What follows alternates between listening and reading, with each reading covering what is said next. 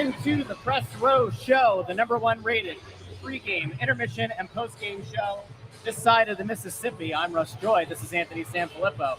And of course, over on the side, a man that many of you have come to know and love from The Athletic. Kevin Kurz is here. How are you doing today, fella? Great, Russ. How you doing? How you doing down there? It's a great day because the Flyers are finally back in town. They moved their way up here. And speaking of moving, our presenting sponsor for the night, Pack Horse Moving. You use the code SNOW, S-N-O-W, to get $77 off your next move. We'll talk about them a little bit later on. But, guys, Flyers went down. They picked up a somewhat surprising win against the Panthers. The Jets have been on quite the slide of late. Let's talk about the game. How was Florida, man? You were down there for a few days, right? Yeah, it was rainy. It kind of sucked. We got there on Sunday. First of all, the team was delayed practicing on Sunday because there was this storm that moved in. So apparently the landing was really bumpy, and they were circling around for a while, and so they didn't even go on the ice until like 3:30, I think, on Sunday. But, you know, it was interesting to see how hard they practiced those 2 days. They really went at it, and they really, I think, embraced the practice time because it was so infrequent in January. Right. They just did not have any practice time whatsoever. And a lot of the things that they practiced, especially on Monday, we saw in the second and third periods of that Florida game. So Florida was fine. It was, of course, nice yesterday on the day we flew home. And you know how I knew it wasn't great weather? Because we watched the press availability, and there's only a couple of you down there, and you're in like hoodies the whole time. Yeah, the sweatshirts, like you're wearing long sleeves, and I'm like, man, that sucks, man. You get that trip to Florida in February, you think it's going to be beautiful, and then it doesn't work out for you. Doesn't work out for you. But yeah, no, it was a really, it's such an interesting game in Florida the other night, Kev, because they came out and looked awful in that first period, and we're sitting home watching, like saying to ourselves, this is bad. Like, this is carrying over from the losing streak.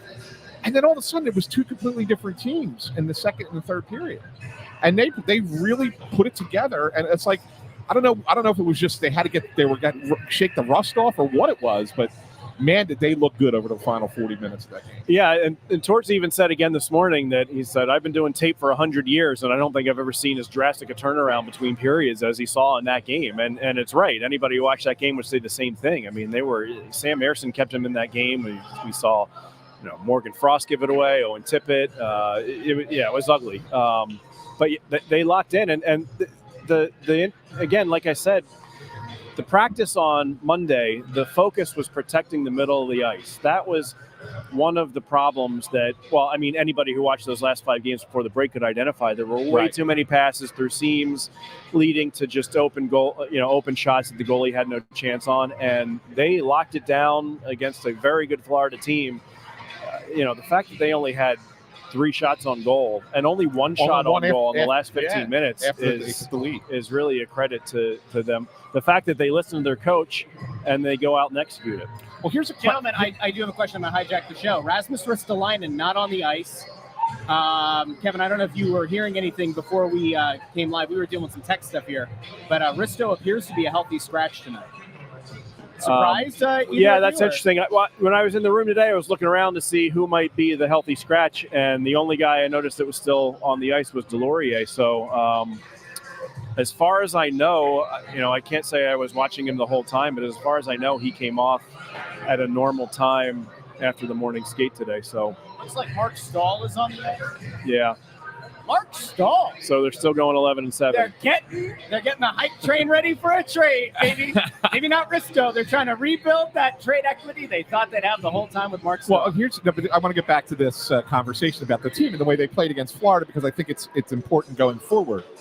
One of the conversations we had after the game, and we talked on Wednesday morning when we did the morning after, is, you play the kind of game that they played against Florida, especially the last 2 periods. And it was a hard defensive game, blocked a lot of shots, really had to play a level of hockey that's a tough game. And it's a tough game to play night in and night out. Do you think that's sustainable? I know that's how this team has to play to win, right? That's because they're not a super skilled team. But is that a sustainable way to play, especially when you look at who the opponents are going to be for this team over the next 6 weeks. I think we've seen it frequently enough this season that it is. I mean, obviously not every night, but you look at the schedule now, they don't have a single back-to-back this entire month of February. Their next back-to-back is the first 2 games. One little game in Chicago. So, people look at all these teams behind them with the games in hand, and maybe Pittsburgh's going to roll off 5 wins in a row. I don't think that's going to happen. But it's almost, it's such an advantage for these guys to have fewer games where you do get not just the practice time in between. And I talked to Nick Seeler a little bit about that in Florida, about just how they think they can take advantage of the practice time to maybe, button up things that might be ailing them so things don't snowball like they did in that 5-game losing streak. So I think it's sustainable in the fact that we've seen this team work their butts off for the majority of games this season. Obviously, you're going to have some nights off, but I think they all recognize that that's the way they have to play. And as Tort said, that's their biggest challenge is not just in games playing that way, but game to game, just maintaining that. Interesting conversation with you and Torts today. Right. I got him going a little bit. You did a little bit. Hey, yeah. So they put out that audit on hits in the NHL, right? They put that audit out today. And it was kind of brought back to something that he said in an interview earlier this season when he called the league the no-hit league. And I guess he said it again today, huh?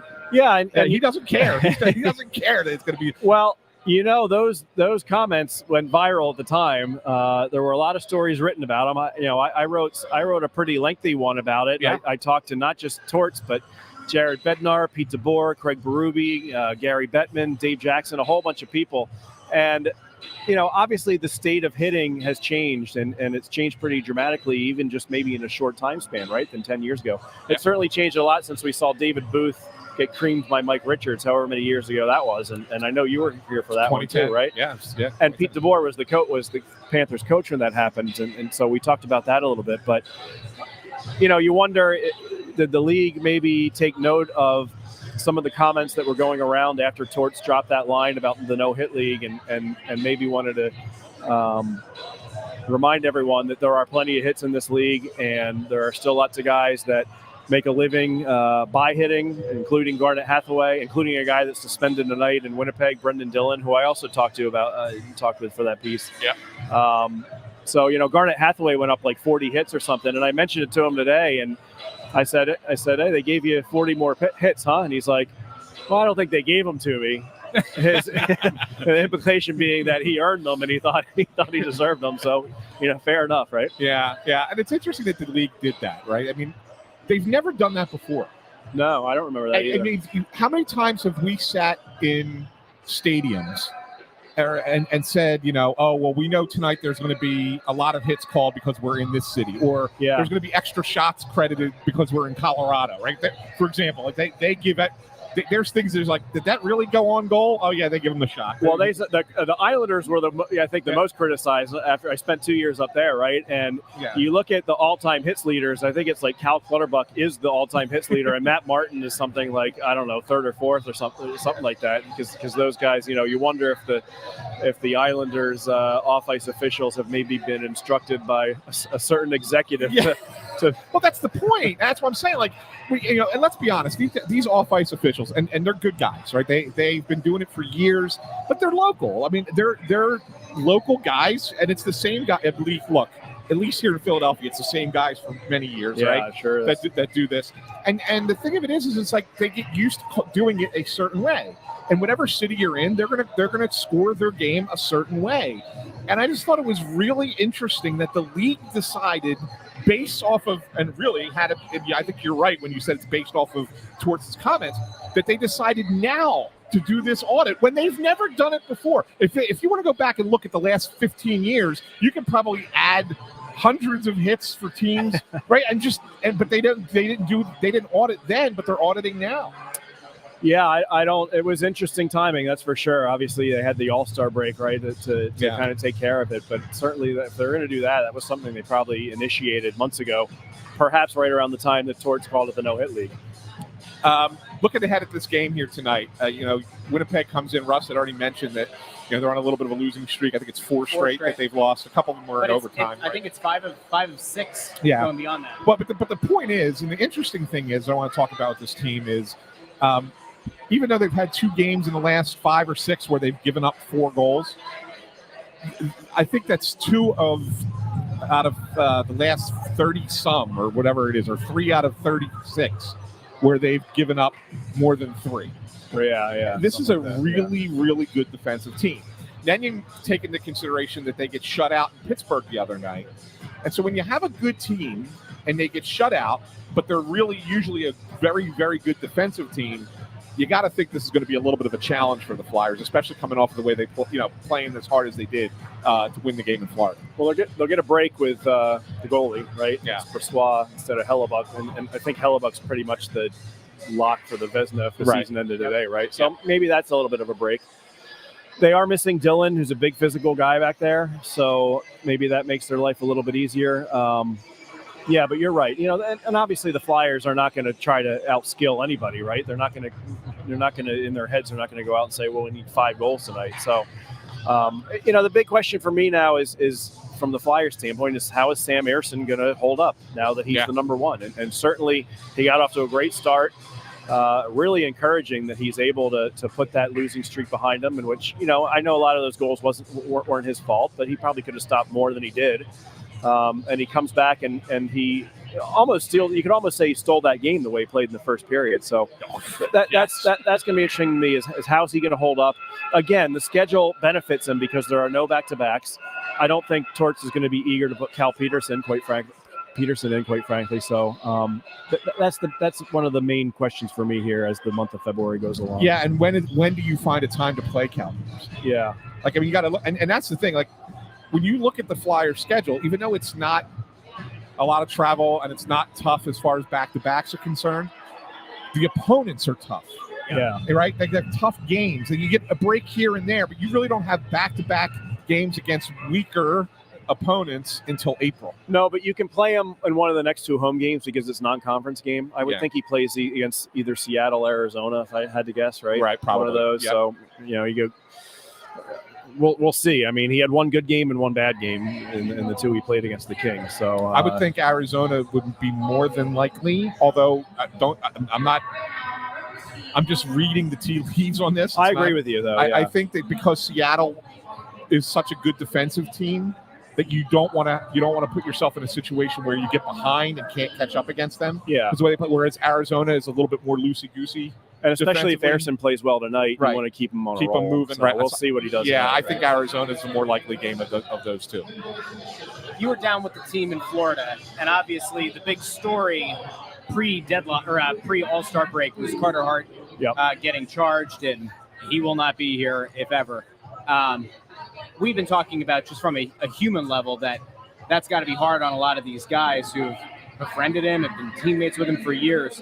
I know that a few of them got away during break. There were pictures going around, but did you get a feeling from being on the road with the team at all about if that All-Star break was maybe a little bit cleansing for the mind and allowed them to kind of get away from the heaviness of that situation, as well as the losing streak? Yeah, man, I think just the fact that they were all together in Florida for those few days, right? And, you're staying at the I guess I shouldn't mention the hotel, but you're staying at a very Four nice Seasons hotel. landscaping. Very Four nice, Seasons landscaping. A very nice hotel in Fort Lauderdale on the beach. Yeah. You get down there Sunday. That gives you a day to hang out a little bit before you have to play a game on Tuesday. I think the fact that was that weighing on the group going into the deadline or the All-Star break, probably. But these guys are professionals. You put that stuff aside as best you can, and you try and move on. And I think the fact that they were down there hanging out with each other and getting in some good time on the road, they don't really have that opportunity again the rest of the season. There's really no extended road trips. Yeah. And I think Torts is a coach that recognizes that. In fact, I know he does, because I remember asking him about it. I think we were in San Jose, and he says, you have to let these guys go out, have some fun, get together sometimes. And it's clear that these guys all like one another's company. So I think the fact that they got to do that is going to, it's certainly not going to hurt them moving forward here. Good stuff. I think that's good stuff. As always. Yep. As All right, always. thanks, guys. Well, listen. Oh, no, we're not done. Bundy, Sorry, I didn't know Bundy sorry. was here. Wow, See Bundy you getting ready to later. take off the headphones. That's and it. walk You're away. out. That's it. No, but we really do appreciate it. I'd like to give you like an official sign off, so we remind people to follow Kevin Kurz on Twitter at KKurs NHL. Hey, do you have any questions before you leave? Any questions? Yeah. Do you have any questions you want to ask us? I'm not answering your questions. Yeah. All right, we'll there we go. No. Hey, at least he answers yours, so that's a good thing. Yeah, that's so a good far. thing. Let's see. Yeah. Really, nobody cares about the game tonight. They just want to see if Torts is going to flame Anthony. Yeah, I know. At KKurs NHL on The Athletic. Great coverage as always from you, and we'll get you back on here soon. All right. Thanks, my friend. Thanks, man. All right, see you later. Yep. So there we go. Kevin Kurz. Is he now a 3-time guest? 4 times? 3 or 4. 3, 4, Something like that. 6. Well, we're 2/3 of the way through the You're season. like radioactive. A lot of people are afraid of being on camera. They're worried that your fingerprints are going to be all over them, and that when they go down to ask questions, that it's certain guy with a goatee is going to. What's a funny thing? You mentioned you used to do the fingerprints all over him thing. So somebody had sent me a 3 years ago. Yesterday, I guess, or whatever. I was on it. I did a radio hit. And Zamula's also out, by the way. Continue. And then they're going to go 12-6, obviously. Trade coming. No, I don't think so. Trade coming. Go ahead. So anyway, so they sent me they said, listen to this audio. This was from you 3 years ago. And this it was is you. Yeah, it's me.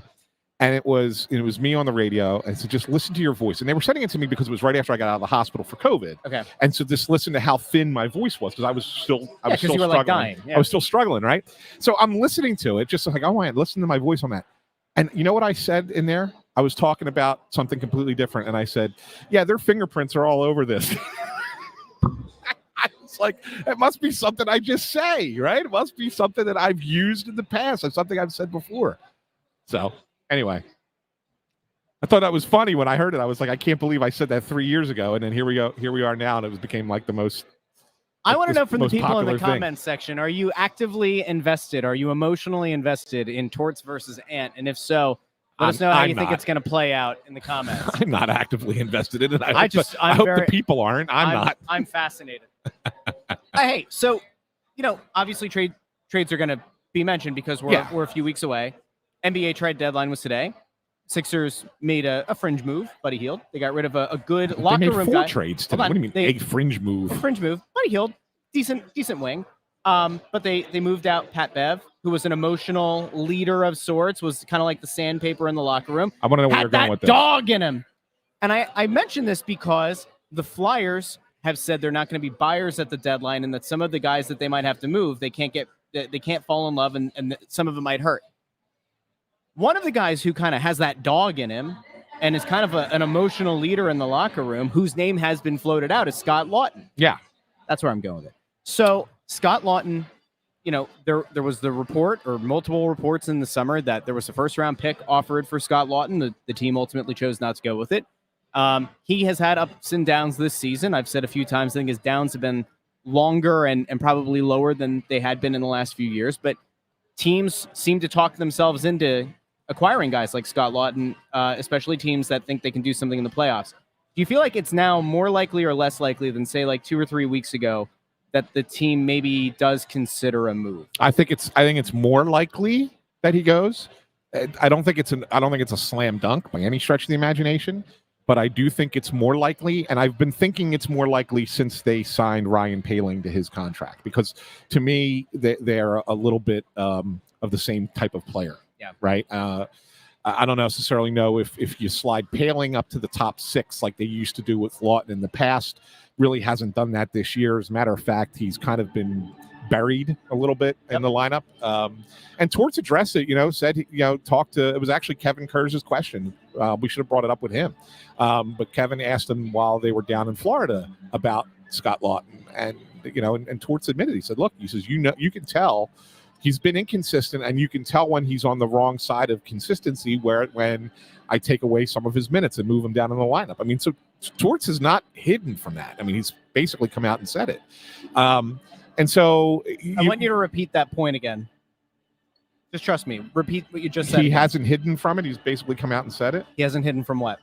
The fact that he's moved players down in the lineup and that he's, but I don't. We'll come back to this. But I know where you're going to go with that because I was about to just say this is that I don't think that impacts his value. I don't think it hurts his value. That's actually not where I was going, but I do appreciate you. But that's because you usually bring that up. I usually do say that if you're trying to trade a guy, like it probably helps to put him in a good position or two because you're hoping that it's going to raise his value. Yeah, burying him on the bench. No, but I don't think it hurts his value because here's a guy who who is what he is. I mean, he's not anything more than what he is. People know what he is. He's a well-liked and well-respected player in the league. He's a veteran. He's been around a long time.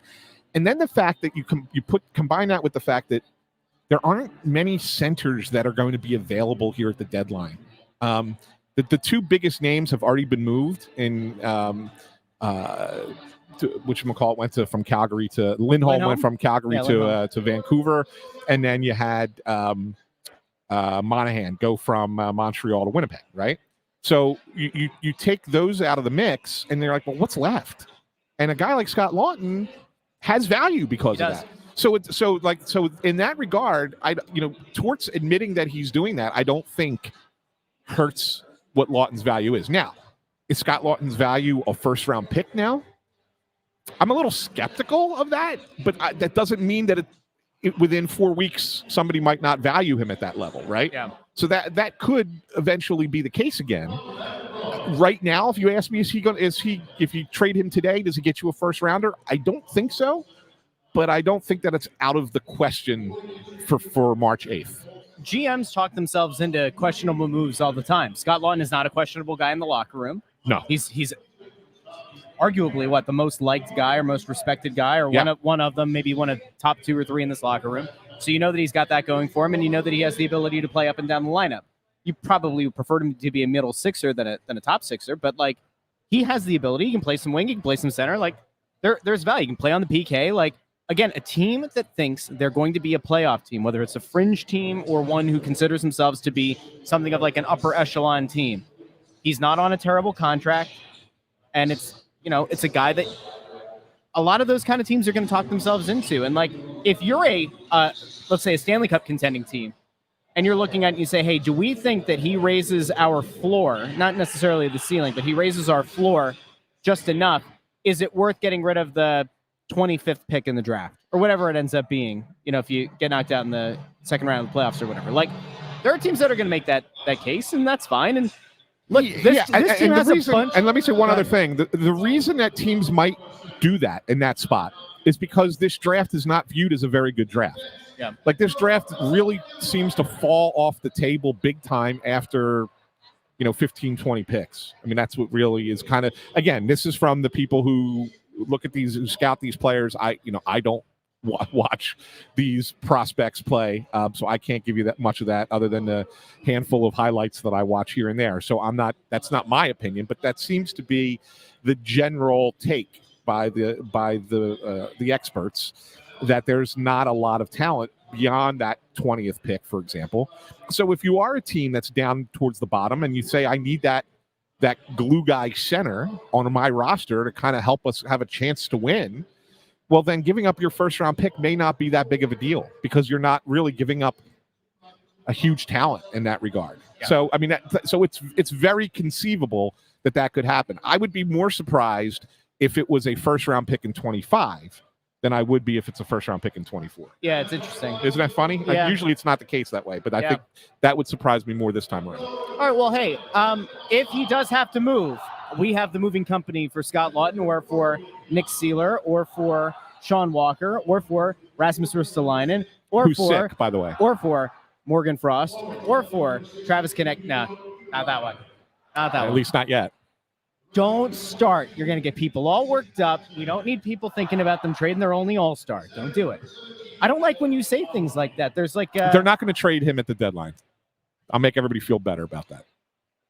Great. So Anthony SanFilippo, aggregators, get yourselves ready. Anthony SanFilippo says on the Press Row Show that Travis Konecny will be dealt in the offseason. Thank you. Did not say that. Well, you implied it. I just said it won't be at the trade deadline. It's not at the deadline. What else is going to be? Oh, next deadline. Let me know. 2025. Well, you do the read, and then I'll address Travis Konecny after. Okay, fine. Pack Horse Moving is easily the number one moving company in the tri-state area. Now, they don't say that, but I do, because I have personal experience. A couple summers ago, we bought a house in the awful housing bubble that still hasn't popped. I still don't understand how or why. But they moved our family out of our little twin home that was stuffed full of things for 3 children and moved us into a bigger house where we had a little bit more space, and then a 4th baby came along that we didn't plan on, and well, that space doesn't feel quite as big as it once did. But I'll tell you what helped. Instead of going off and doing the SanFilippo thing, which is send a text to all of your family, all of your friends, and say, hey, can you help me move? I'll give you pizza and beer. We called the fine folks at Pack Horse Moving. They made moving a breeze. They made it simple. They helped us pack some things up. They packed up that truck. They were done in practically no time. I still don't know how they got it done so quickly. They were professional. They were kind. They were actually funny. A couple of the guys telling jokes, keeping things light, especially with the kids around. Really great people. It was a 2-day move. And the second day, they added a couple more guys to make sure that move went seamlessly, smoothly, and again, stress-free, which I can't stress enough. You know this. You've moved in the last year or so. I moved 2 years ago. There is no worse feeling than knowing you have all this stuff in your house and not knowing how you're going to get it moved. And get it moved for a great price. Because some of these companies out there, not great. Ridiculous. Not great. Crazy prices. Give our friends at Pack Horse Moving a call, or go over to packhorsemoving.com. If you go to packhorsemoving.com/snowthegoalie, you'll find our promo code, SNOW.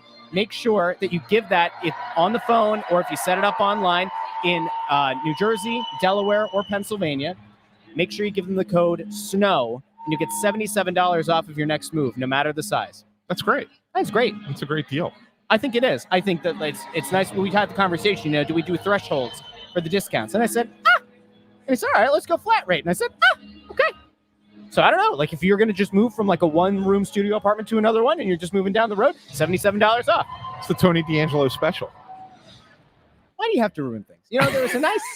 I was trying to think of 77. Look, should I go on Chris Gratton? Paul Coffey at the end of his career? There you go. I like that one better. Yeah, but he wasn't that great when he was It doesn't matter.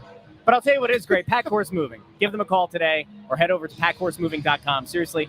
They have offices in Norristown, Pennsylvania, Burlington, New Jersey, and Wilmington, Delaware. And I just saw they're expanding down to Georgia. Georgia? The Pack Horse went down to Georgia. Huh? That's a good one. They've got Georgia on their mind. Nice. Huh? Yeah. Huh? All right. Yeah. So anyway, Travis Konecny. Yeah. You said they're going to trade him next offseason. I did not. But what I will say, implied it. What I'll say is this. This is what I can give. This is a little bit of news, but it's not anything major. Do not pull up that next comment. Do not pull up that next one. Oh, yeah. That's you can pull that one up. I forgot about him. Not Pain and Gain. Do not pull up Pain and Gains. You can read it in the YouTube comments. Not that one. Not that one. I'm just warning intern Andrew, who might not have heard. I thought you were talking about our Hextall saying that Ryan Parent was the number 77. I forgot that he was even on the team. That's Ryan Parent. No, Travis Konecny. So during the All-Star break, obviously he was in the All-Star game, so you got to assume his agent was present at the All-Star game. His agent is Pat Morris. And I've been told that the Flyers engaged Pat in conversation about a potential contract extension for Travis Konecny. Yeah. Now, it's very, very early. Yes. Okay, in the context of that conversation, and I get the sense that as they just kind of briefly talk, that maybe that the numbers aren't quite close at this point. But the Flyers have time because he signed through next year. Right. So it's not like something that has to get done now or has to get done before the end of the season or has to get done, going into the draft. You have time to get this deal done. And the question will be, what will Travis Konecny get as a contract? And I think that he has a little bit of leverage, being the fact that he's now a 2-time All-Star. He is the leading goal scorer on the team, one of the leading goal scorers in the league when you really break it down. And he's going to be an unrestricted free agent after next season. The Flyers are trying to build into something. They want him to be part of it. Yeah. So he has a little bit of leverage. So the question will be, do the Flyers give in and give him more than what he wants? Or do they sit there and say, look, we have a limit that we're willing to go for a player, what we value him at. And at that point, maybe you consider trade offers. But that's way, way, way down the line. But so you're saying the reason that Torts hasn't put the C on Travis Konecny is because they don't want to pay him for it. So and I think that again, if what I'm told is accurate, which I believe it is because I know where it came from. They're going to meet again when the Flyers are in Toronto next week. Oh, Toronto. Yeah. Toronto. You know how Toronto feels. That's where Pat Morris's Toronto agency is. loves the idea of poaching Flyers. Yeah. No. And the Flyers love ideas of having Toronto give them a first-round pick. I'm not saying for Konecny. Saying their long-held love of Rasmus Ristolainen, their potential love and interest in Sean Walker, Scott Laughton. They were interested in at one point last year. We just sent them like that was a different. Sent them like 4 or 5 guys. This is Brad Treliving, their GM now. I'm not certain that I don't know. It's a different mentality of how to put a team together than what they had there before. So, well, listen, we have a lot more that we need to talk about, but the national anthem's about to start. We need to get in our predictions. Picks. So Bundy says 3-2 Jets. I said 3-2 Flyers.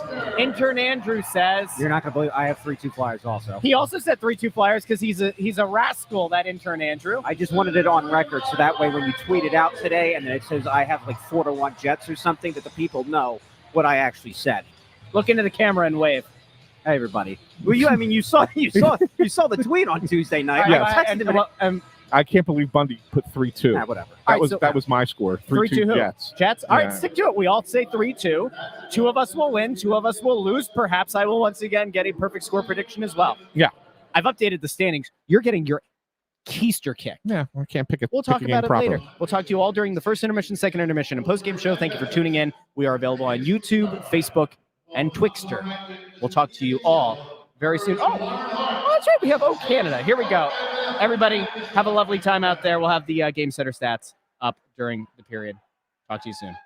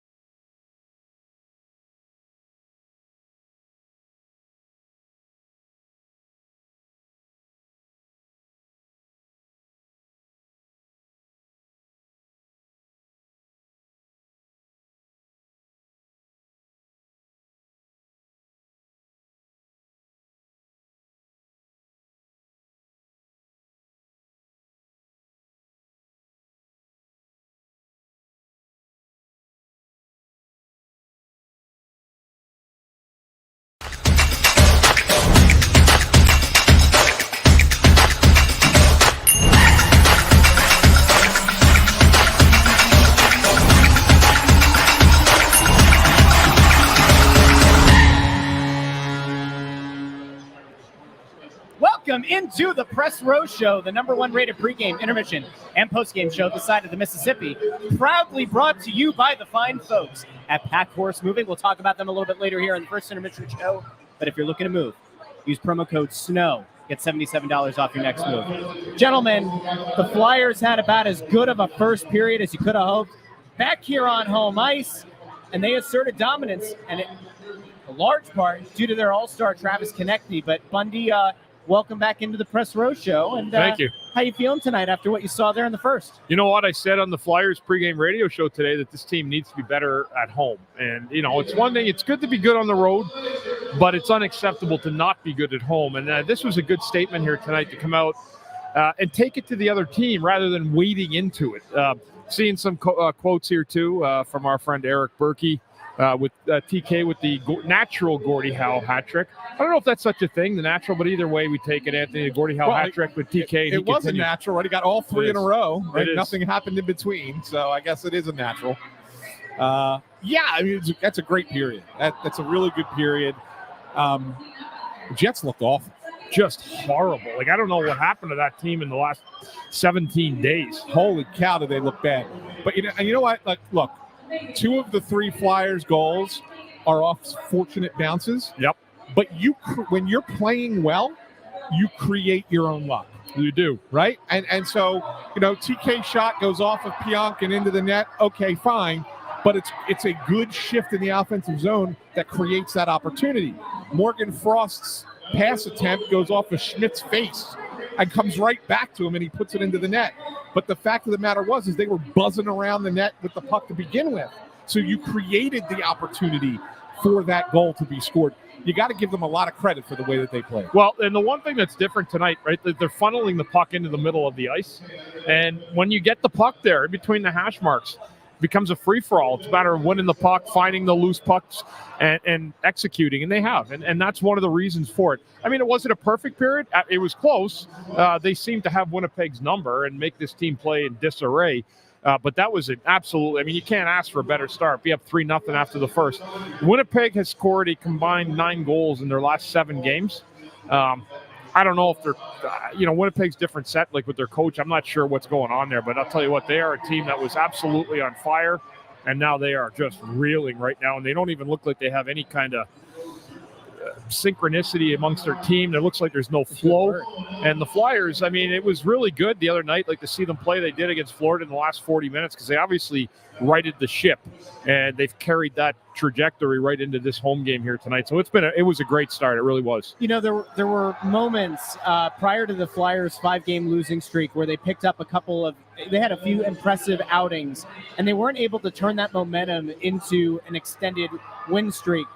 You come out of this break, and obviously we talked about this pregame, but just given what was happening around the team and the losing that they were doing going into the break, you come out and you pull off a somewhat surprising win in Florida, and obviously there's a little bit of a concern that, are you going to be able to follow up on it? Are you going to be able to follow up on the emotional high of winning that game?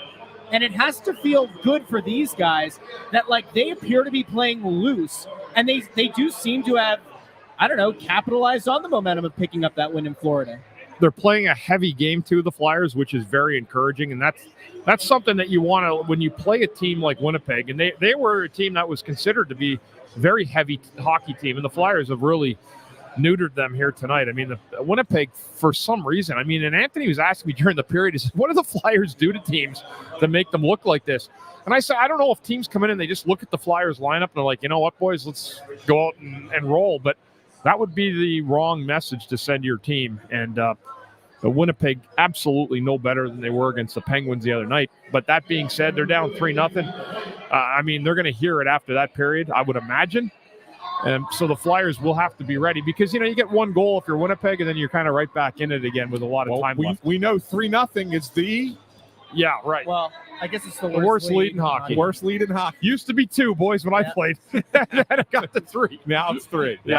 Bundy, put us back in the mentality of the player, because you mentioned before about how sometimes a team might look at the opposition and say, all right, we're in for an easier night. Is it something that's articulated as a player? Are you you're shooting the ish pregame about it and you kind of go in with that mentality, or is it something where it's just kind of an implied thing? Like, do guys openly talk about, like, it should be an easier night tonight? No. Okay. Never. You might think that, but you'll never share it. But yes, I mean, it's a little different now. I feel like everything's kind of even. Even the weaker teams can still step up and beat a good team on any given night if the other team's not ready to play. But no, that's not something that's discussed, especially for the Flyers. You know, they haven't climbed to the top of the tower yet, and everybody's below them. So, no, they can't. And this is exactly the way the Flyers needed to play. It's a way that, quite frankly, they have played this year, and it's what's been successful for them. Determined efforts. But tonight there's been an absolute, there's been a lot of pucks funneled to the front of the net. Man, I think the one thing the Flyers could look at tonight with Laurent Brosseau and say, you know what, guys, this is not Hellebuck. We got an opportunity, but you're going to have to battle for your space in that first period. And they did. They got 3 goals going to the front of the net. All 3. Yeah. And even more impressive to me, I mean, you get the goals and you took advantage, you played hard, and that's great. But since that first period in Florida, so the last 3 periods, just think about how few chances both the Florida Panthers and the Winnipeg Jets have had against the Flyers. They had 3 shots on goal that period, Winnipeg, Bundy. I don't remember one. I don't either. They were nothing shots. They had one maybe close to the end, which was maybe their best opportunity. Right, I mean, there was nothing. Nothing. It was a nothing burger from Winnipeg. Yeah, but that's my point. The Flyers just took it away from them. They did. They did not give them any space. They gave them no time to make a play. When Winnipeg had 2 men on the rush, the Flyers had 3 guys back every time with a back-checking guy that was hounding the puck carrier. And Winnipeg, I'll be honest with you, the one thing the Flyers have done very noticeable in the last 2 games is taking away the middle of the ice. Yeah. And they had a hard practice a couple days ago before the Florida game, working specifically on net front presence and traffic in between the hash marks and how to deal with some of that pressure. And it's paid off. They have really clogged up from the hash marks to the blue line, and it's made life very difficult on the other teams, especially, 2 really good teams that are good at getting into those areas. Right, exactly. And when you think about it, I think it was Florida only had 1 shot on goal after the Flyers took a 2-1 lead in the 3rd period. Yeah, and all that mess at the end of the game, they didn't have 1 shot. Didn't have 1 shot. And then, like you said, Erson makes a save right at the end. But other than that, Winnipeg doesn't do a damn thing. It's crazy, right? I mean, it's unbelievable. It's unbelievable. You know what else is unbelievable? What's that? We're still talking about Bleu Nuit. Well, I'll tell you what won't have you feeling blue, and that, of course, is when you come out to the Press Road Show. March 16th at La Sicilia down in Oxford, Pennsylvania. Tickets are available. Shop.snowthegoalie.com. Get your ticket. As you can see there on the screen, it's going to be a giant Italian buffet. I've convinced Anthony to break his diet. No, you didn't. I've convinced him to break his diet, where there's going to be pasta. There's going to be desserts. There's going to be pizza. There's going to be more food than you know what to do with. And we're going to have a lot of fun. The Press Road Show, it'll be just like this, except on the road at La Sicilia in Oxford. Doors open at 5:30. We'll start the show at 6 o'clock. And then we're all going to watch Flyers Bruins on a giant screen at La Sicilia. It's going to be a lot of fun. If you're looking for a great night out, think of it as like dinner and a show. And I can tell you, there's nothing quite like talking puck with good old Bundy there on the end. So make sure you get your tickets. Shop.snowthegoalie.com. Limited tickets. Limited tickets are available. You can get them, and like we said, the cost of the buffet is included in that ticket. So come on out. It's a BYOB. Come have a lot of fun. Bring your own Bundy. We've got ours. Do you have yours? Join us at La Sicilia on March 16th. Awesome. How about that? Yeah. You know who else? You know who else going to be there that night? Who else is going to be there that night? My oldest son. Whoa! Aunt Junior will be there. Her birthday yesterday, huh? Today. Yeah. That's why I was bringing it up. Aunt Junior. Aunt Junior. Where's he at? He's sitting at home, probably just watching. I don't know if he's watching us or not. But hope he is. Hope he's watching. Hope you're watching, son. But I just wanted to, in case he is, I wanted to say happy birthday. 28 today. Happy birthday to I have a 28-year-old. Isn't that ridiculous? He's 28. It's like my buddy says, my dad, his dad goes, what's worse, my son's 50. Which I will be very soon. 50 very soon. Yeah, right. I'm there, pal. Yeah. I got you. So it's all right. How about that? The unofficial third host of Crossed Up. Turns 28 today. Yes, turns 28 All on right. 2/8. Happy birthday. Well, 28 on hopefully 2/8. he'll learn more about baseball in the next 28 years. I've heard some of his takes. Well, it's a good thing he Just wasn't this. in our Slack chat the other day when you were going off on baseball and you didn't know what the hell you were talking about. I was just noting the fact that Dave Dombrowski is doing what he does, and he was a little bit disingenuous. Kind of, he didn't gaslight the fan base, but it wasn't exactly truthful. That's okay. You can go deal with that this summer when you go down to cover the Phillies. But don't tell me don't pee on my head and tell me it's raining. Don't say that you're happy with your team when your team made a huge offer to Yamamoto. Hey, well, listen to this, though. First of all, that's different. And I'm not going to get into it here because this is not the platform That's for right. it. But when you're talking about a 25-year-old who's going to be around for 15 years, you make that I agree. thing, but they right? also do need another server. Go ahead. But here's the thing. John Tortorella, after the game against Boston last week, they had lost 5 in a row. Yes. And he said, I like my team. I like our team. I'm sure he does. Well, why wasn't that a problem then? Because they said they were rebuilding. Okay.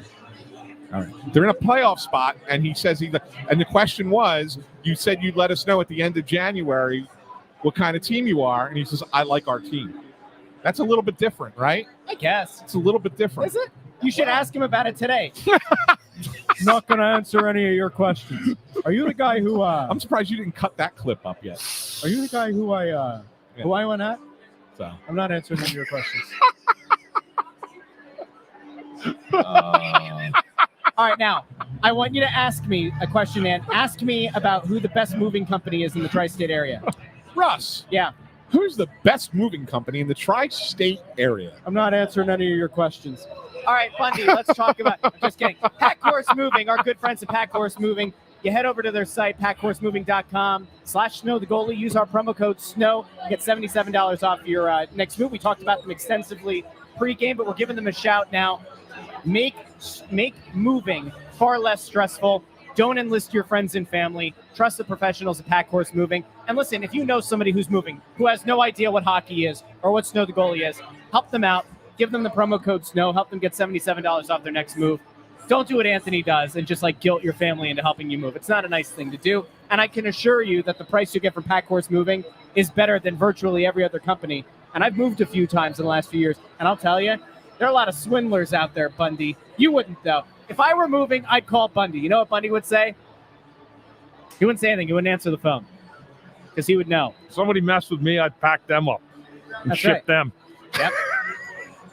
Pack up the bodies. Pack Horse Moving. We're just kidding. Don't pack up. Okay, let's continue. We got 5 minutes until the second period. Now, Bundy, you know what one of my favorite questions is? What do the Flyers need to do well I'm in still the laughing at the Tort first stuff. 5 minutes? What do they need to do well in those first 5 minutes? Now, I'm not answering that question. I'm just not doing it. should we do the rest of the let's intermission as torts? All right, they need to do exactly what they did in the first. It's not that hard. When you have the line and there's no play, get the puck in deep. Yeah. But the other thing is keep funneling pucks to the front of that. I don't know if they're going to put that bro swat back in the net. Yeah, he might make a change. Although, I mean, Hellebuck's been playing a lot lately too. Yeah. It might be just like, hey, man, you got to, Brosbaugh, you got to suck it up for the team here tonight. I mean, maybe, but I mean, they look like they can't be sparked in any way. I mean, they probably had more meetings about having meetings in the last 48 hours and still nothing's given. That's what stinks when you're going through that, right? Because you feel like you're coming out of it and you're not at all. So Flyers have to be ready, though. That's one thing. You don't want, I mean, this is a team you just never know. I mean, look what happened the other night with Florida. Yeah. I thought the Flyers were going to, if they continued like that, it would have been 8-0. But they didn't. They flipped the script. And so I think Philadelphia should be well aware that this happened the other night against Florida, and it could happen here too if they're not prepared. They have the control of this game, and they need to finish it. We have a super chat here from Ted E, and we love and we appreciate the super chat, Ted E. You didn't have to do that. You're so kind. Ted E says, Bundy, my nephew will be playing in the game before Flyer Sharks. Will you be at that game? Yes. And also, would Bonk, the Florida First, and Frost be enough for Zegras? Who's out hurt? We all know this, but his name is the one that's been bantered about the most. He's close with Drysdale. He's close with Cam York. There are a lot of people who you think about a young guy who fits the timeline and brings skill to your lineup for sure. So that's a name that's been out there. I don't want to discredit anybody. I know Trevor Zegras' reputation, and it's a guy that plays with high skill, but has no desire to go into the gray areas that make you. He would. I mean, Torts. I don't. If you think more here. Yeah. And so I'm just saying, this is his reputation. I've watched him play. He wants the easiest kind of game possible. And until he learns otherwise, it's going to be a grind if a coach like John Tortorella would be behind the bench. So I don't know. I mean, maybe they see something, and I'm not the GM or the president. So there may be something there. You never know. Keep in mind that the former Ducks general manager, Bob Murray, is a consultant here. Yes, he is. Senior advisor role for the Flyers now. If anybody would know the good and the bad about Trevor Zegras, it would be Bob Murray. And so, if they were to go that route, you got to feel good about it because Bob Murray is advised on it. And if they don't go that route, it probably tells you a little bit of something like what you were just saying about the player. Yeah, and again, I don't know, and I think the best part about having someone that has an eye in the sky is to know what that player brings or what he's going to be able to do. Right. Yeah. It's not what you are right now. It's, does he have that nerve? Does he have the guts and the inspiration within himself to do the things that make you a champion, that make you want to do the hard things that moves your team forward, that Torts has been trying to get some of these guys to do. And that's going to be the question. It really is. I don't know. What we don't need here is a skill guy who doesn't compete. Yeah. Murray's the one who drafted him, right? Yes. So then, I mean, it's perfect from the sense of if you're trying to get a holistic view of the guy, it's beyond what he brings to you on the ice. It's also the mental makeup, and it's about the work ethic. A lot of those things, I think when you're acquiring a player, you're kind of going off of reputation and what teams are and maybe players are able to find out. But when it's somebody who's actually the one who drafted him, did all that extensive research, and then also got to know what he was like, the work ethic and all those things, firsthand account, that's, there's no more two things valuable resource than that. I mean, you have to get him, I guess, Russ, because he was on EA Sports last year. So, that's an automatic. The second thing is, I'm filling in this question. Sanheim on the right, York on the left is a pairing. They think Sanheim's better on the right than on the left. Yeah. That's what Torts has said. So that's the answer to that question. Simple.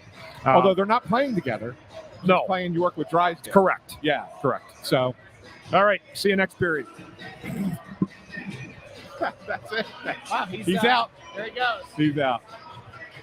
All right, Bundy's out. Don't you know where he's going? Where's he going? He's got his regular trip to the restroom and then to go break stones over in the press box with LeClaire. With LeClaire. Yeah. That's right. Yeah. All right, well, look, we'll be back second intermission. We have lots to get into, and there are a lot of things going on. There are a lot of names out there in the trade rumors. Nothing has been executed. The game started. Now, so, yep, it's time for us to go. We'll talk to all of you. Second intermission.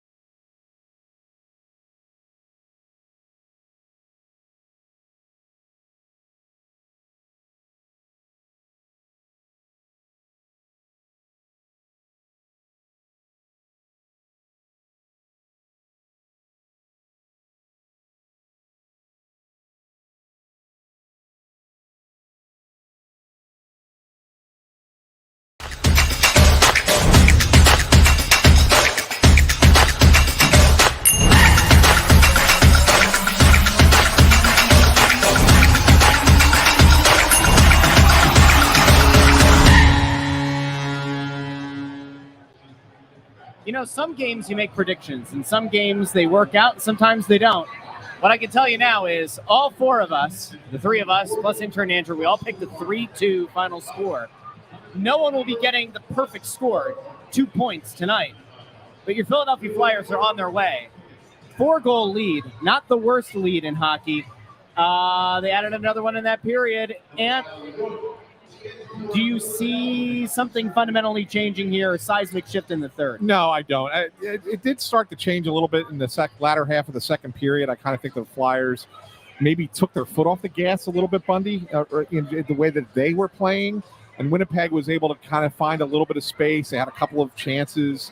Erson made a couple nice saves. And actually, the Jets actually surpassed the Flyers in shots in the second period. But that fourth goal, it's a great goal for the Flyers. It gives them the cushion that they need, and it's a backbreaker for the Jets because it wasn't a great shot by Ryan Poehling. I mean, that needs to be saved. Nevertheless, I mean, even though Winnipeg got a little bit of a jump in the latter half of that period, man, they're still not getting to the front of the net, and it's just everything's to the outside. They're getting shots, but they're not high percentage. And it's just that the game's kind of gone into the mud at this point. It looks like they're finishing up the second half of a men's beer league game. It does. I mean, that's – remember the Boston game when they had that lead over the Flyers? Yeah. It feels the same where they just kind of said, all right, well, we're going to take our foot off a little bit. The goaltending for Winnipeg's been awful. That's a goal. If you wanted your team to give you a chance to get back in, you'd hope to make a save from the outside like that. Yeah. You're right, though, Anthony. When I look at Winnipeg, Russ, in that period, they got a lot of stuff, but they didn't have anything that was just a super irritating chance in front of the net. Yeah. I mean, it looked like there was a lot of perimeter. Winnipeg, for some reason, has this sentiment in their game that they're going to play from the perimeter and have success. And I don't know where that's come from. They know better. They have enough veterans on that team that know how to play that kind of style. So I'm not really sure what it is. I mean, this is the kind of game when you go back and evaluate it for your GM. I mean, definitely the coach. You have to take a look at the coach now in Winnipeg because this is a team that's wheels have fallen off. And I think they think that they have something here. But, boy, it sure isn't out tonight. And you know what? Nothing against, when I say about Winnipeg, the Flyers have made them play like that. It's not just like this when teams play bad. The Flyers have initiated a lot that have caused problems for Winnipeg. But in return, Winnipeg doesn't even have any fight in them. I mean, they have nothing. It's like they get to the blue line, they hope a play works, and then they get off the ice. And if they want to shoot from the perimeter all night, go ahead. You all right over there? Yeah, it's just the quiet tonight, Super Bowl's on Sunday, and my job, Yeah. That's right. I was just wondering. No, we were like, I've been very quiet tonight. We were 3 minutes late coming into the period here, and you're over there typing away. Bundy and I could do this without you if you want. It was either be here or not be here. I always choose to be here. You could switch seats with intern Andrew if you'd like. My sweet friends, my lovely. I'm sure intern Andrew could have some good things to say about this team right now. Let's pull intern Andrew up right now. Intern Andrew, what did you think of that period? I was when the period ended and we were about to go on. I was amazed at the shot differential from the first to the second. I just didn't even realize that Winnipeg had dictated the pace. Yeah. So it was 13-2 in the second. 13-3 at the end of the first period. I'm saying this last period. Oh yeah. It went the other way around. It was just that's what I mean. Yeah, so the other way around. That I thought was I'm not saying there we go. So that I didn't realize that was what had happened, but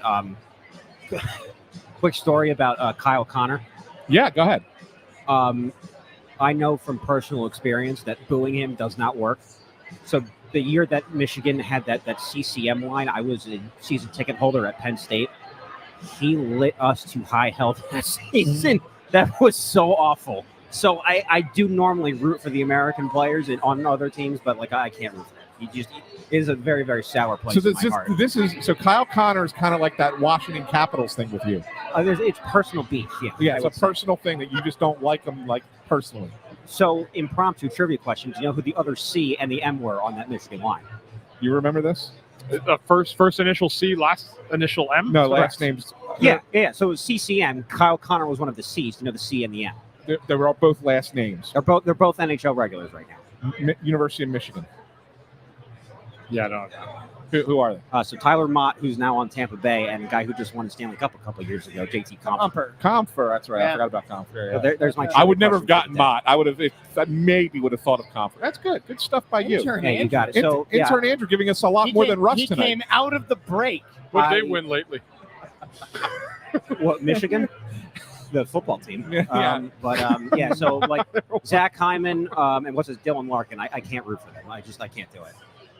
Who's the other? Lindgren takes and this stuff too Middlestat personally. from Minnesota. Look at that. Look at that. The funny thing is, I actually do have hockey takes when you let me speak. It's unbelievable. But like, He probably goes home all night. He's watching like fantasy hockey all night. no, like I can't like break down like No, a no, power no. play. Are I you- don't know Bundy, the, I don't know Bundy, the you know X's and O's. You're but, like, You're betting on horse racing in Hong Kong at 5 a.m. no, I don't do that. I'm saying like I can't break down like the X's and O's of hockey. I never played, but like I could tell you every first round playoff matchup from 2015. Bundy, in his mind, Blue I have a Nui weird is memory. like watching the Maple Leafs. We don't. I think the next thing we need to do is with the intern Andrew thing, we need to do some like crazy hockey trivia for him. Well, we used to do Know the Goalie, and Yeah, I think but I hated the goalie. because you were bad at it. I think we need to put intern Andrew in charge of trivia.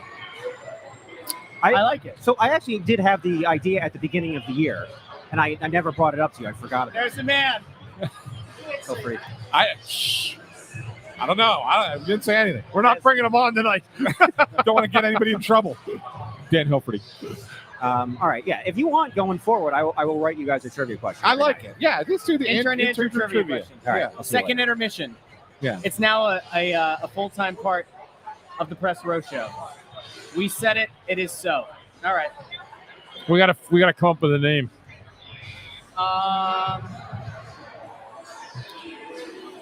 No, not investigative. Inquisition. The Intern Inquisition. Intern Inquisition. expects the Intern Inquisition. Well, it gives me and Anthony a break from talking. Especially when Russ isn't doing anything. Russ is working. Like that's what I'm saying. Yeah. We're sitting over here like, Bundy's looking at his phone. Like the periods are Lou Nolan's talking, and we're just like, we're supposed to be live, but Russ is over here doing his thing, and then we ask us what we thought about the period, and we go to throw it back to him, and he's typing away. He's not doing anything over here with the He's show. like the captain of the team. Captain. That's why I Work called him around the the captain. clock. That's why I called him the captain. I got the C, put the C on my sweater. One thing I did want to bring up, and I mentioned it very, very briefly there, and you don't want to find anything negative in a 4-0 game right now.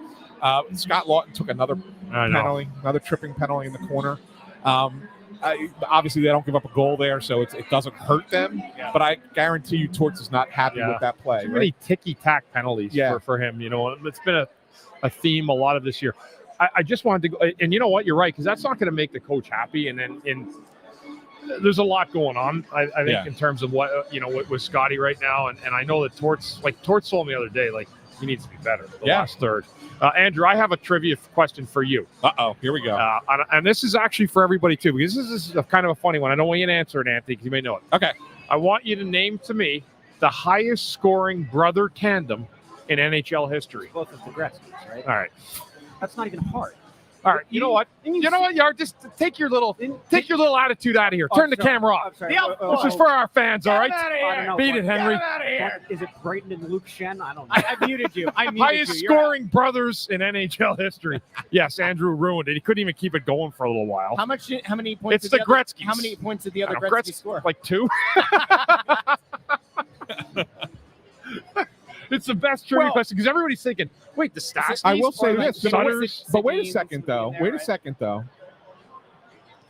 You just did. You're saying just 2 of them, right? Well, it doesn't matter. The highest. I don't know if the The Sutters had 6 Sutters, and they played for a while.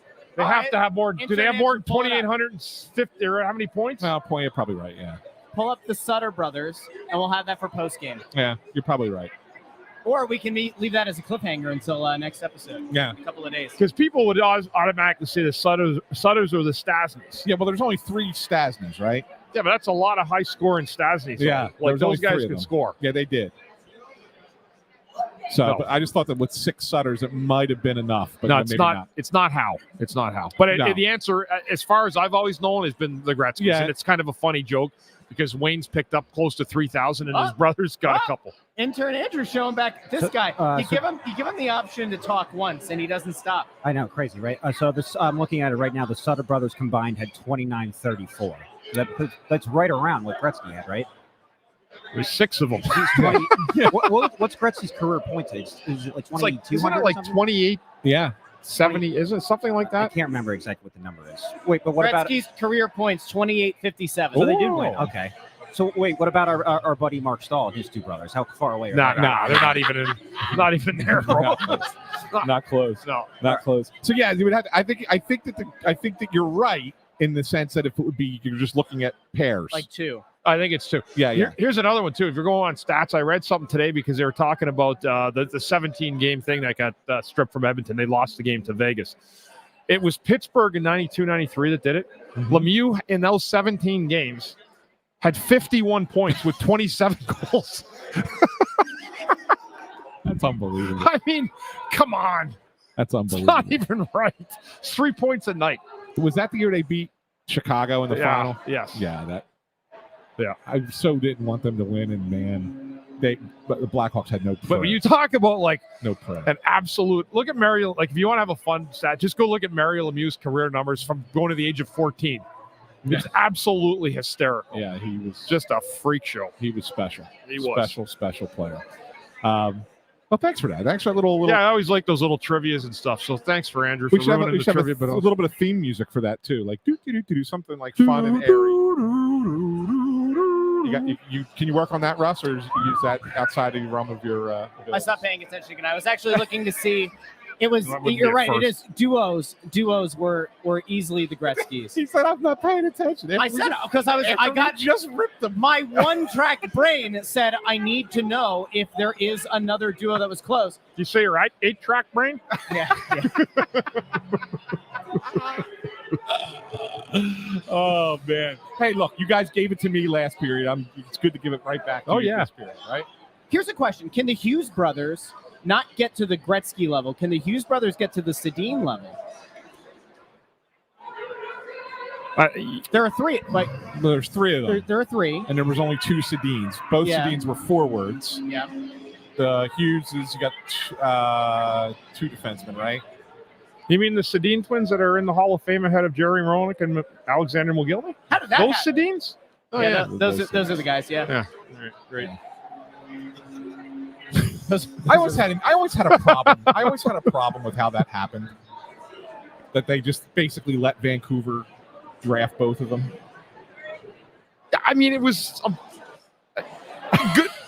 good players. I played against them a lot. Yeah, good players. They're not hard to play against. Yeah, good players. But they weren't hard to play against. All right, I'm just telling you.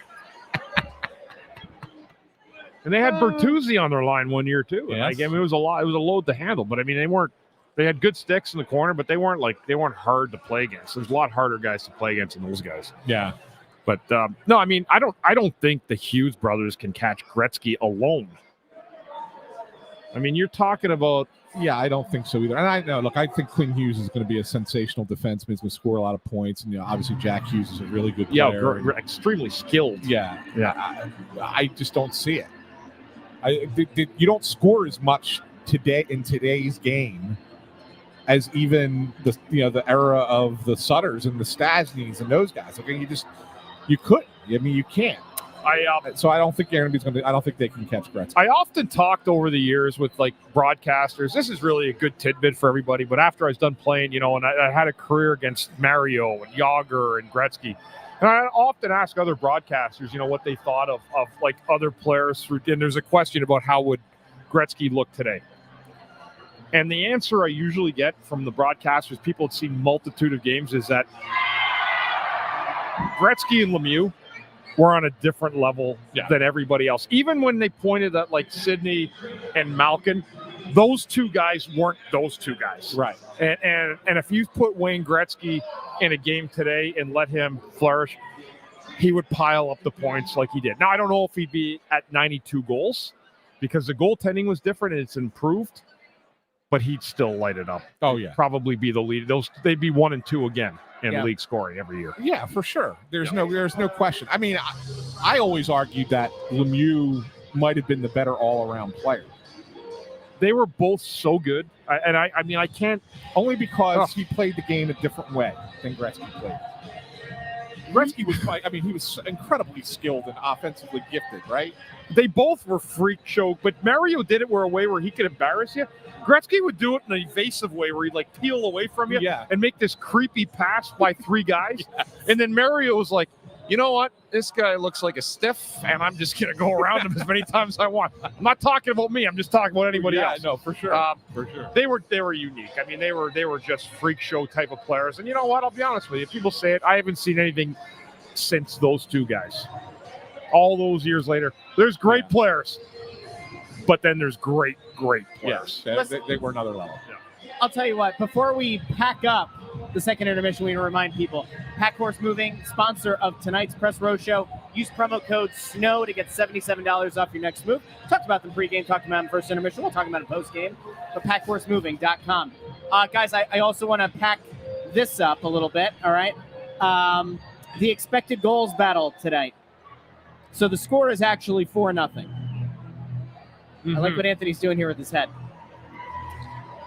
What is the expected goals score right now? Dude, after they audited the hits the other day, you lost me with any kind of stats. This is going to blow your mind. I'm done. This is going to blow your mind. The Flyers they're 12-0 over this Winnipeg tonight. This is going to blow your mind. Ant, did you look at my screen? Or I did not. Do you want to venture a guess? I really don't.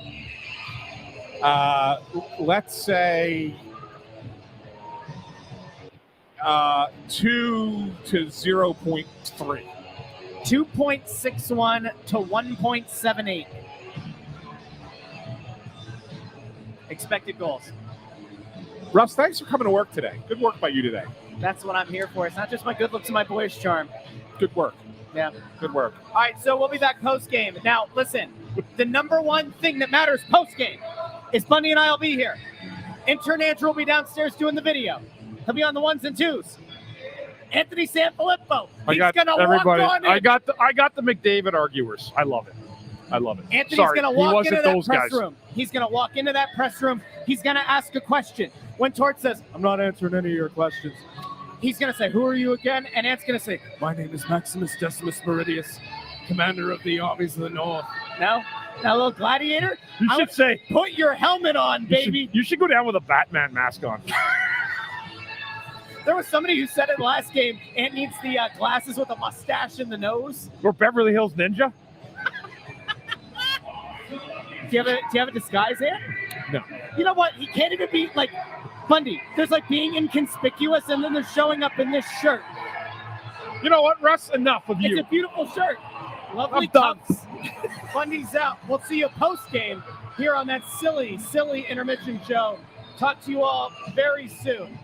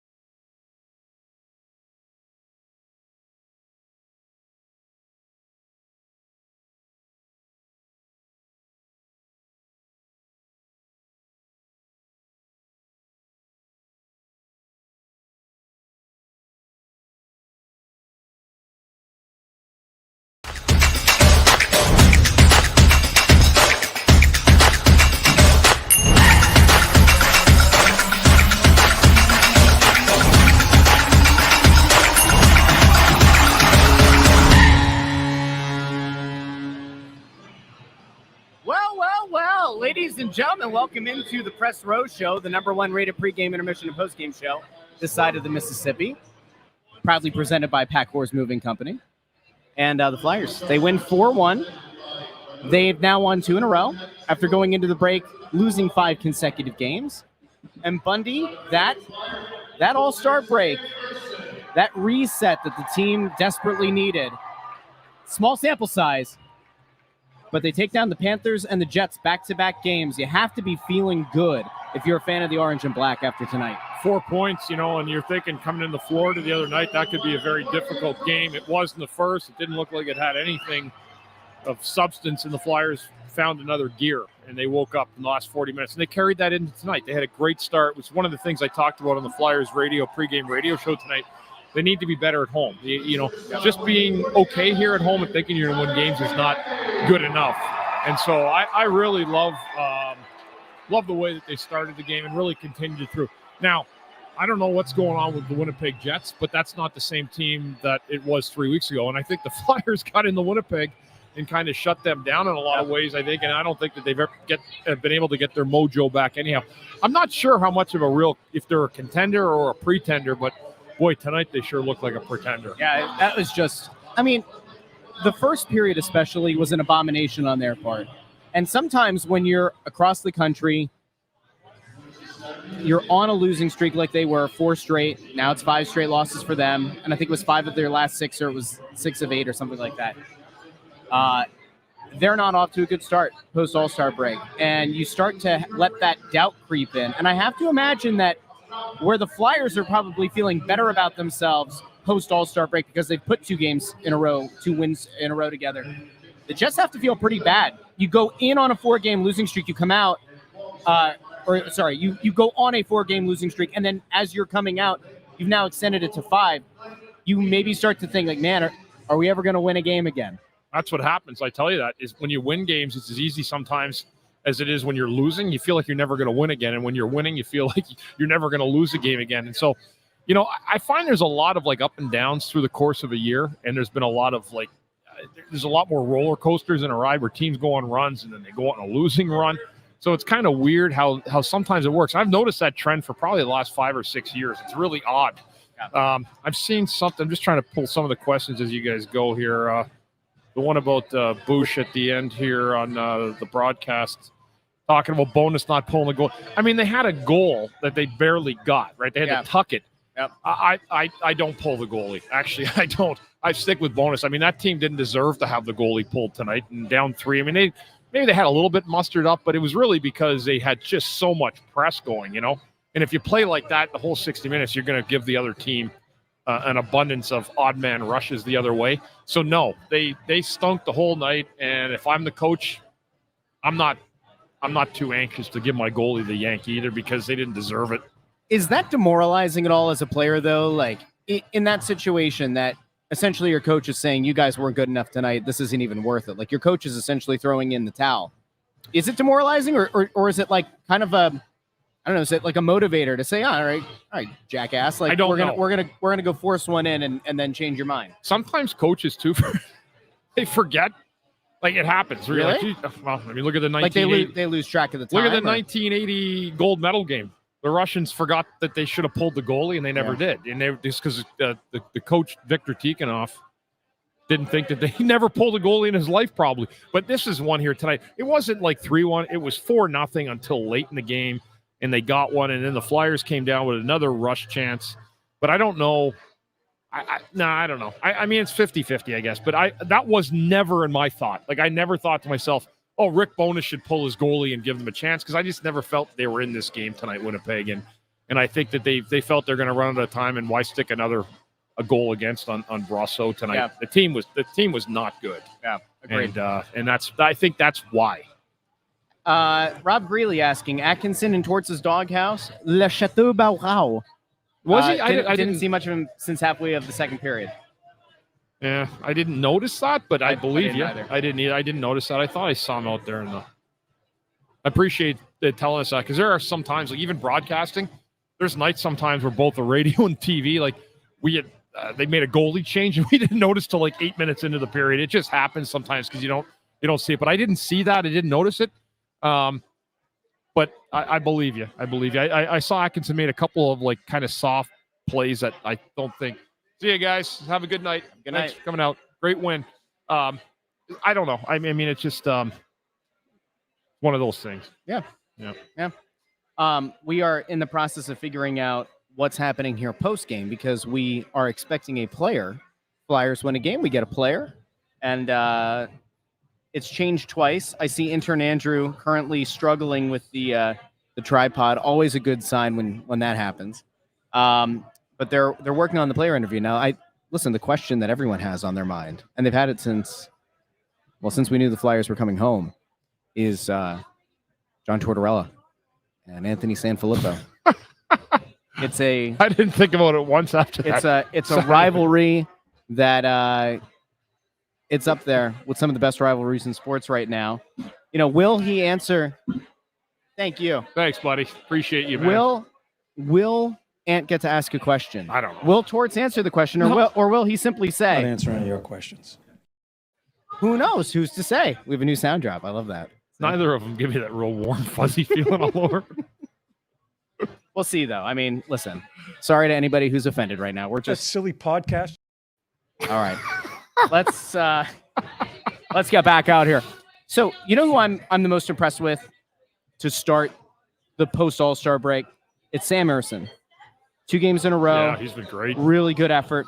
And I know that there were questions, there were comments, there were concerns that we were fielding as a show going into the break about Sam Ersson, and we talked about it a bunch of times.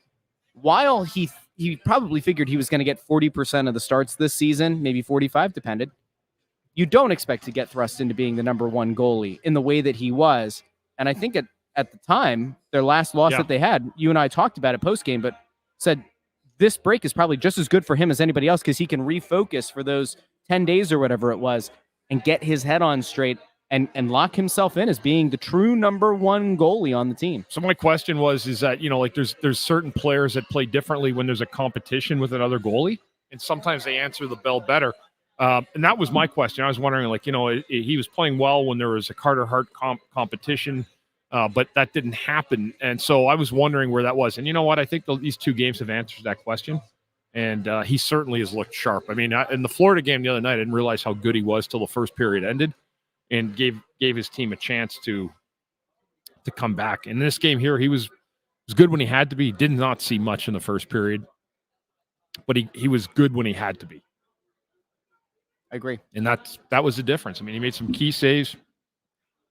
Flyers had a great start, and I think that's certainly something to be encouraged about. They needed that. They really did. We talked about this during the first intermission. We also talked about it pregame, but for the people who listen to the show after the fact in the podcast feed, who don't have the benefit of all the shows or don't go back and watch on YouTube, Cal Peterson is going to have to get some starts.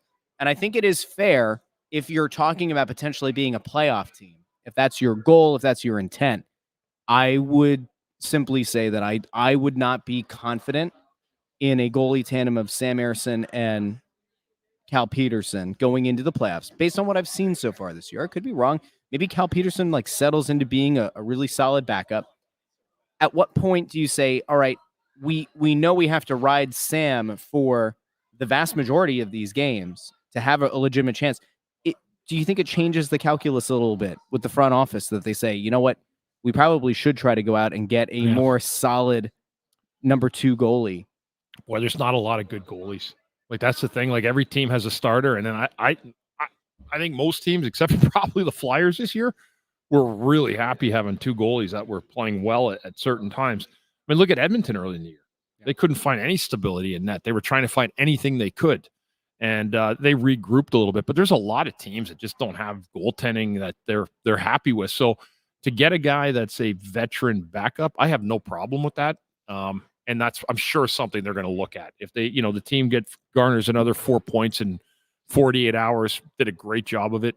So I really think that there's something there. And every game they win, they get closer to the end line.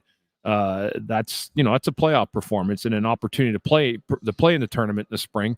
And so that's something that would absolutely have to become part of my thought process if I'm Danny, is to maybe look at just a veteran goaltender that you rent from a team that's not going to make the playoffs or that are right out of it. And maybe there's something there. Greg G makes a really good point here on YouTube. Schedule so spread out moving forward. Could see Ersson getting over 25 of the remaining starts. They have a few of those, like Tuesday, Thursday, Saturdays, but then they also have like some decent gaps. You don't have a lot of back-to-backs in the schedule, at least over the next 6 weeks or so. Right. Right. Yeah. I mean, March is a very, very difficult month, and they have a lot of games. I think they have 8 home games that month. So, I mean, there's a lot to unpack as they come down for the final stretch, but they are going to need, they probably are going to need a backup. And that just depends how confident they are with Peterson. And I don't want to say they're not. No one's told me that, but I get a sense that if there's another option, they'd probably try to do that. You just mentioned packing, and don't forget, if you're looking to pack, if you're looking to do a move, don't do the SanFilippo special and ask your friends and family to help you move. No. Hire the fine folks at Pack Horse Moving. They serve the tri-state area with locations in Norristown, Pennsylvania, Burlington, New Jersey, and Wilmington, Delaware. You use the promo code SNOW when you schedule your next move with Pack Horse Moving, and they'll give you $77 off of your next move, no matter the size. That's Again, awesome. if you give them a call or check out their website and schedule it that way in the tri-state area, and they're also expanding to Georgia. So if you're a listener in Georgia and you're looking for a great moving company, Pack Horse Moving, trust me, our family trusted them with our last move, and it was a fantastic experience, and it took all of the stress. I mean, 100% of the stress out of moving on a very, very, and I mean very hot summer day. So big thank you to Pack Horse Moving for sponsoring this show and all of the shows that we do here with Snow the Goalie, including Snow the Goalie, a Flyers podcast, the only Flyers podcast. Only one. The Press Row Show, the #1 rated pregame, intermission, and postgame show this side of the Mississippi and south of the Arctic Circle. And then the morning after show. What are they doing down there? Are they building a ring? Where? They got a ring. They got a wrestling ring built. Here comes Torts and Anthony. Oh, by God. By God. That's John Tortorella's music. By God. Get the old Jim Ross going. Yeah, there you go. That's Anthony SanFilippo. I haven't seen a man move like that since King Kong Bundy. Do you remember King Kong Bundy? I sure do. By God, that King Kong Bundy and that Anthony SanFilippo, you grease them up, you put them in some wrestling trunks, and you let the big meaty man slap meat for a little bit there. That's what I say. Oh, Bundy. By God. I could totally see you being the king. Just going, puppies. I can see it. Sandstrom, yeah, people are talking about Sandstrom, and I've heard that name too the last few days, but it's a matter of rather, it's what they're comfortable with and what they think they need, and how much work Urson is getting, and how much how taxing that workload is. Yeah. People are asking if Ant is going to talk to Torts. I don't think he is. I think Ant's a coward. Ant is down there waiting for this player, and I have to say that as one of the people who wants those moments, who wants to see how it's going to go, I'm disappointed in Anthony for not going in and asking a question tonight. Maybe he will. I don't know if some nights we get a player. Some nights we usually get a player after a win. Yeah. And if we can't get a player, then we get the coach. What people can't see right now. Remember the other day that Ant was talking about how I move my hands a lot and people can't see it on the feed, but you guys can see it. Intern Andrew's making me nauseous with the amount of movement that's happening with his phone right now. I think we might have the player, but I can't tell because Intern Andrew doesn't have the camera on the tripod. And now I'm all right. I think they're getting in position. What is he doing? All right, let's see. He's trying to get the tripod on. All right, here. Should I bring him on while I'm muted? We got a finger on the lens. All right, it looks like we've got Ryan Paling here on the Press Row Show.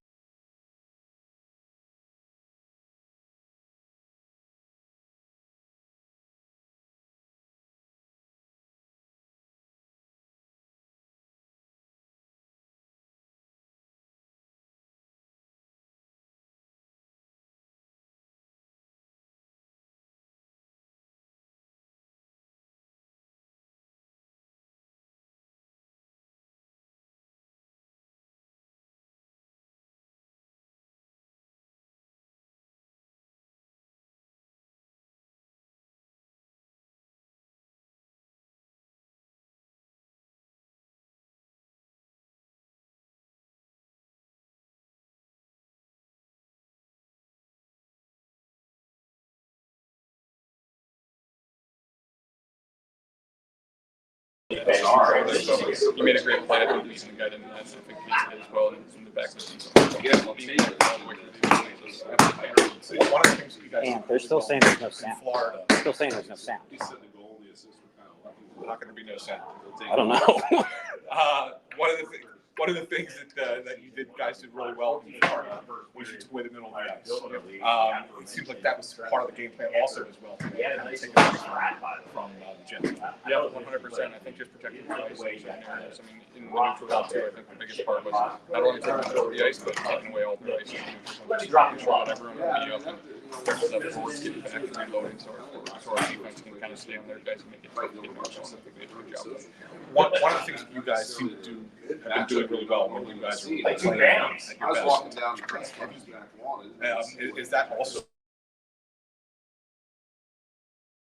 physical team? 100%. I think, and it's contagious. Right? Just go out there early and fight it. We don't need to do that, but it just shows that confidence in order to do that. So are you not going to take? Kind of took a great job just playing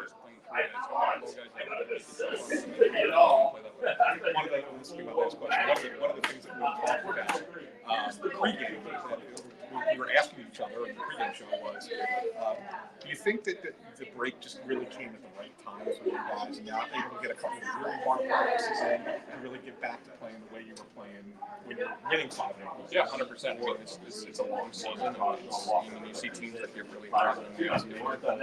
There's so many ups and downs throughout the season, so for us to get away from the game and get a nice reset, get away from the game and focus on things outside of hockey was, I think, good for us.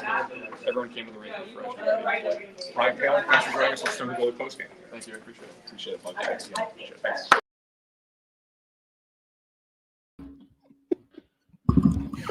Thanks very much, Anthony. Torch is in the back. He's got like a thing in the. He's messing with the video. He's unplugging stuff.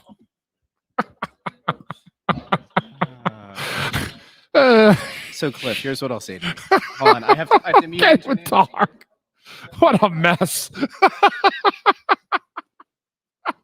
So, Cliff, here's what I'm going to say. You can lead a horse to water. You can't make it drink. I can't do this and that. This is all intern. He's going to come up. He's going to be upset. I don't know what happened. I have no idea how both of them had themselves muted. And if they mute themselves, I can't unmute them here from the master area. So here we are. I'm sure Ryan Paling had a lot of really great things to say there. You guys heard more of it than we did. And maybe I'll maybe I'll clip it up better for the podcast. So, there's a lot of people saying, hey, on a bright note, the camera's working. Hey, the camera looks great. Yeah, you know what? You people, you consistently say you're filming through a potato or Ant put his greasy garlic fingers all over the lens. Yeah, I know, but you get good video, no audio. You get bad video, great audio. What do you want? You can't have it both. You can't always get. Dude, imagine if the player knew that he really had no audio, just doing an interview for Anthony himself. I don't even know what to say. Like, I don't even know if the worst part is like Anthony's, he's down there with the phone, which he doesn't need to do because it doesn't help. And he's just and I'm pretty sure because he was muted, I'm pretty sure that even if I go to try to recover that audio. Hey, did you guys turn off that video feed for that big guy for that silly podcast? Turn it off. Pull the plug on that guy. That silly podcast.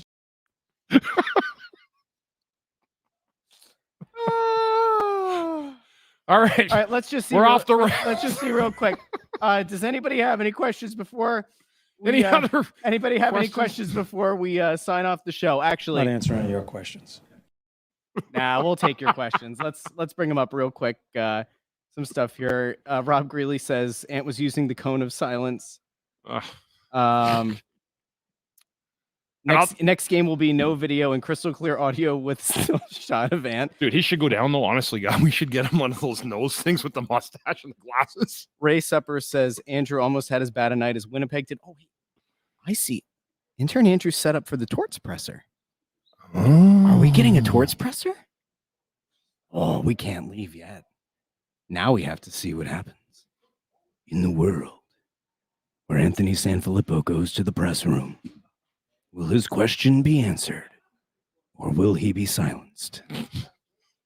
I'm actually very interested in this. I haven't been this interested since trying to see through the grainy and distorted video of like WrestleMania, you know? And if people think that Anthony won't ask a question, you're sorely mistaken. Yep. Bo Johnson says, "Stay on." This is the kind of stuff you got to hang. You got to creep around for stuff. I genuinely the only people I ever really feel bad for are the people who go back and listen in the podcast feed, because I don't have the time all the time to like go in and like clip these parts out, and I forget. Like by the time I do the hour whatever drive home, I'm like tired and I'm like trying to put everything together, and like I almost never remember like, oh, cut this thing. And you think I'm gonna make a note? Oh, come on now. It's a silly podcast. Bo wants us to stay. Brandon says we won't end up hearing it anyway. Bo thinks that Ant is going to get escorted out. Well, Rob Whitley says Torts will throw his shoe at Ant. Could this be like, remember the George W. Bush press conference? I don't remember if there are no weapons. I don't actually remember if that was the press conference, but the guy stands up and goes, throws the shoe. You know what I'm talking about? You seen that one? Yes. Yeah. Let me see here. Darren Brown, Stahl, Atkinson, Ritzstove, Sealer, Laughton, Walker. Who stays and who goes? Yeah, that's good. So there's how many names? I think six names. Stahl, Atkinson, Risto, Sealer, Laughton, Walker. I think Sealer stays. Really? Oh, yeah, I think you're probably right. Walker probably is the most likely of that group to get moved. Yeah, I would think. Yeah. So we say Walker most likely. I do still think that Toronto has interest in Risto. What are you smiling at? What's so funny, giggly bits? I'm just hoping this press conference happens. This better live up to all the hype. I got a bunch of kids over here. I got to get them home. The high schoolers. Kids got to get up. The offensive line. Here we go. I'm sure you're happy with the first period. What did you see in the second and third, though? How do you, I guess, evaluate the game? Obviously, you guys have the great first. You take control, but do you come away more annoyed than happy? In the game, got 2 points. That's how I evaluate it. Putting Ryan Paling out there for the 5-on-3, was that a reward, or was that you just like the way they were playing tonight? Like they were playing, I thought they deserved to be on the ice. Travis Konecny, you thought Erickson was probably your most important player. Would you feel the same way? Yes. What did you like about Travis in the first? Travis who? Konecny. Gordie Howe hat trick. Yeah, I guess so. Do you sense when he plays like that, when he's going like that, Konecny, when Konecny's going the way he was in the first period, do you see it lift up other guys? Can other guys build off, the momentum, the energy that he brings? I don't know. Did you not like Travis's game? Is that why you're trying like that? Last one. Thanks, everyone. Only Torts, right?